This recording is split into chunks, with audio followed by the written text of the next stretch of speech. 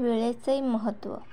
एक स्वार आपल्या घोड्याला खरारा करून त्याच्यावर खवगीर घालत असता घोड्याच्या एका पायाच्या नाळाचा एक खिळा सुटून पडला आहे असे त्याला दिसले. पण तेथे दुसरा खिळा बसवण्याचे काम त्याने मागे टाकले. काही वेळाने लढाईवर जाण्याचे इशारे देणारे शंख वाजू लागताच तो स्वार आपल्या घोड्यावर बसून लढाईच्या जागेवर निघाला. त्या फौजेच्या सेनापतीने हुकूम सोडला की सर्वांनी आपले घोडे भरधाव सोडून शत्रूवर तुटून पडावे व त्याचा पाठलाग करावा.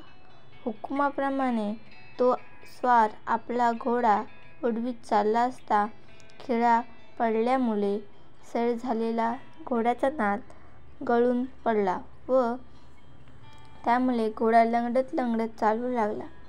लंगडताना एका दगडावर त्याचा पाय आपटल्यामुळे स्वार घोड्यावरून खाली पडला व शत्रूच्या हाती सापडताच शत्रूने लगेचच त्याला मारले. तात्पर्य: जेव्हाचे काम तेव्हा न करता ते आळसाने पुढे ढकलणे ही सवय वाईट व घातक आहे. व्हिडिओ आवडल्यास लाईक करा व चॅनलला सबस्क्राईब करा.